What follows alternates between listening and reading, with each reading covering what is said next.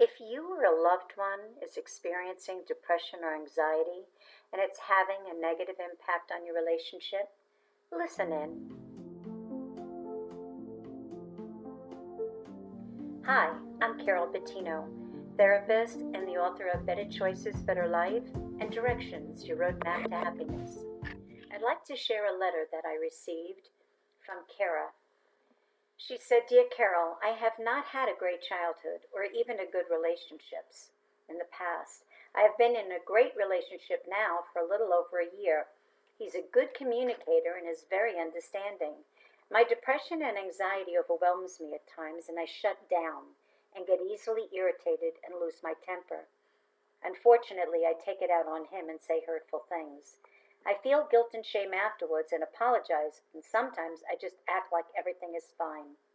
Since listening to your podcast, I went to my doctor for meds, I ordered your books, and I scheduled an appointment with a therapist.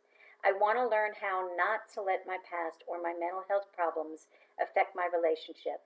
He is a great guy, and I don't want to lose him. I'm desperate for direction. Well, Kara, thank you for that letter. First of all, congratulations on seeking help and actually taking steps to say, this is the problem, and I need to be solution oriented, and I'm focusing on the things that I can do to make some change. So that's an excellent way to start. One, be upfront with your counselor. It's very important to talk about how you act when you do experience anxiety and depression and the impact that it has on the relationship.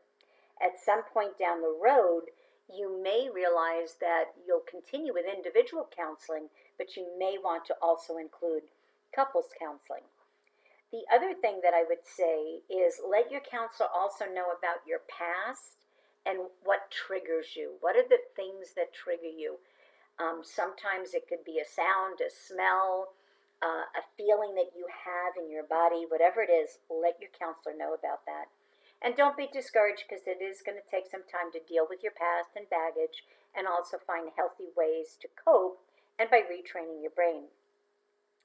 The other thing that I think is most important is you need to let your partner know that you have to have him hold you accountable. In other words, don't let him become an enabler because that'll get old and that's going to hurt or possibly destroy your relationship. And that's the one fear you have. You don't want to lose him. So let him know that he needs to confront you when you're having a problem or when you're reacting like that. Now, I would tell you to sit and talk with him before you experience this feeling so that when you're talking to him, you're of good sound mind and you're really talking about how do we correct it? How do we become solution oriented as a couple?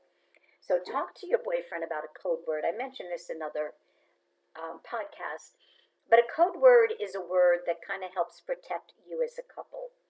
So if you use a code word, use something that makes you smile and makes you happy or gives you both a good memory. Like maybe the place you went to on your first date or your first kiss where you were, or something funny that you say to each other. Whatever it is, use a code word or a phrase so that when he uses it on you or you use it on yourself, you're saying it out loud to him, you'll use the code word like pina colada. And at that point, it means I need to take a break. And then he can just say to you, I'm here if you need me. Then go into the other room and journal, do exercise, do any of the things you need to do, mindfulness, breathing exercises, any one of them that'll help you. Now, because this is such a common problem in many relationships, you're not alone. And it's sometimes the cause of why couples end a good relationship. So if it continues to become a problem, don't forget, like I said previously, is go to couples counseling. But what I'd like to do now is I'd really like to talk about some of the techniques to use to prevent past experiences or depression or anxiety to negatively impact a relationship. So this is good for you as well, Kara, but this is from many people who their relationship could be a parent, it could be a sibling, it could be a friend, a coworker, your partner, your spouse, whatever. It's very important. But keep in mind that when you get triggered or you feel triggered or you're experiencing an intense emotion, and your reaction, is unhealthy. You know that your anger is out of control, it's not appropriate, or you're taking it out on someone else, or you're giving them the silent treatment. Maybe you're being passive and acting like a victim, or passive aggressive. You're making little remarks, snide remarks, or doing things that are irritating your partner. Your partner knows you're upset, but you're not communicating what the issue is. Or maybe you shut down. If you have that, those can be triggers. A trigger can come from a sense. So if a person had been assaulted by somebody who had alcohol on their breath, smelling alcohol could trigger something. If you got bit by a dog, um, hearing a dog bark, a touch, if somebody has hurt you from behind, they came in and scared you. When people come behind you, it may make you very uncomfortable.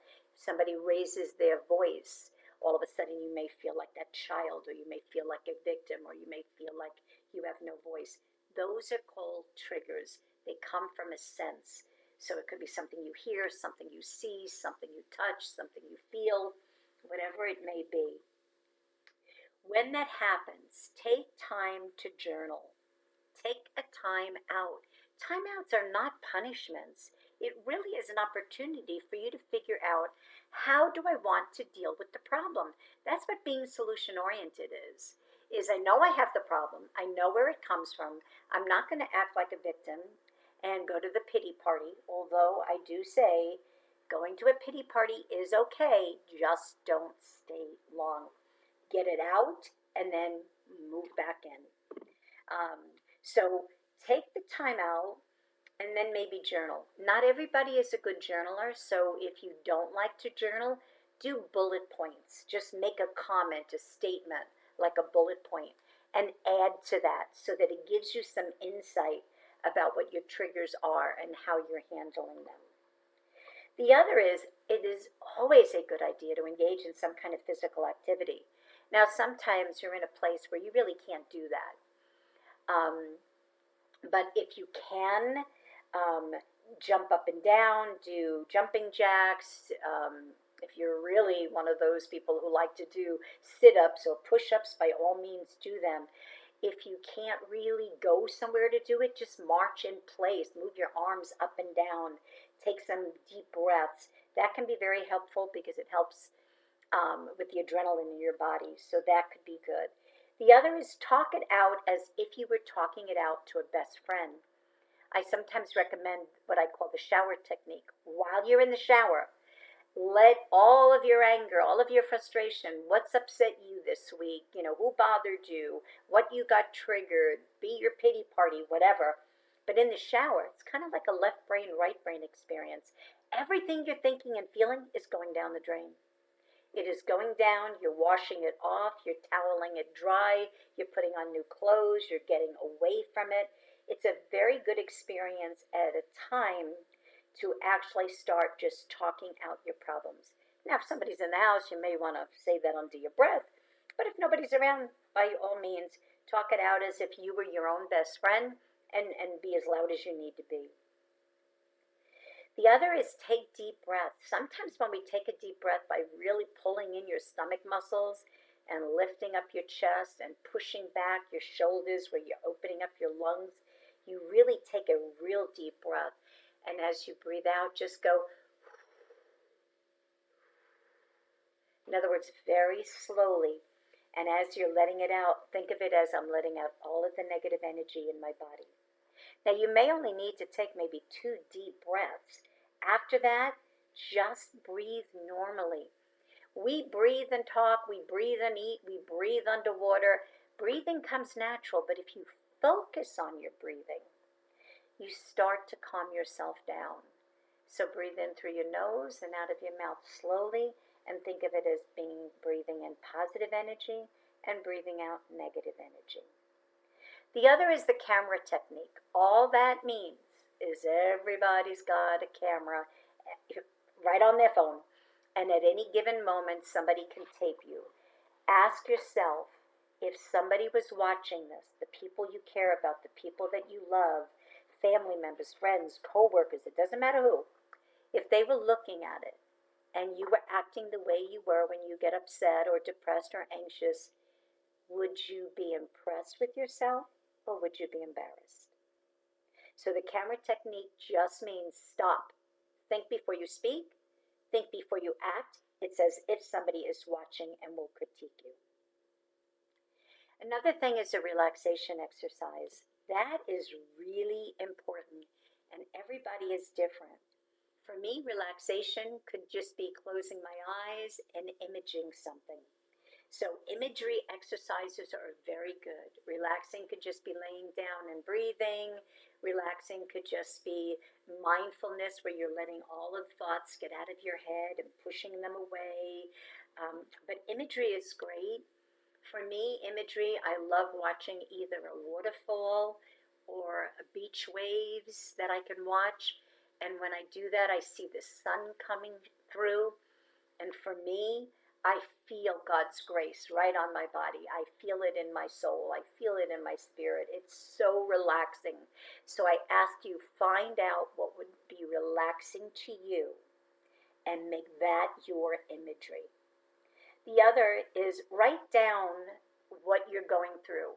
Not just the journal part, but write it down using an ABC as an exercise. Like, what is your attitude? What are you thinking? What were you feeling? How were you interpreting what he said, what she said, what you felt, what you thought? Whatever it is, write down the attitude, what your thoughts, your feelings, and your interpretations were. Then look at the B. What was my behavior? How did I react? How did I respond? The C, what was my choice? What did I do? How did I handle it? Then go back. Now, you may want to go back right away, or you may need an hour before you could go back when you're calmer. And go back and look, what do I need to change in my attitude? Was it the way I was thinking? Was it the way I was feeling? Was it the way I was interpreting it? Why did I react that way? Was I triggered? If it was, the next time I'm triggered, how can I change that? That's where retraining the brain comes in, is being able to learn how to think differently and how to feel differently. That's really important.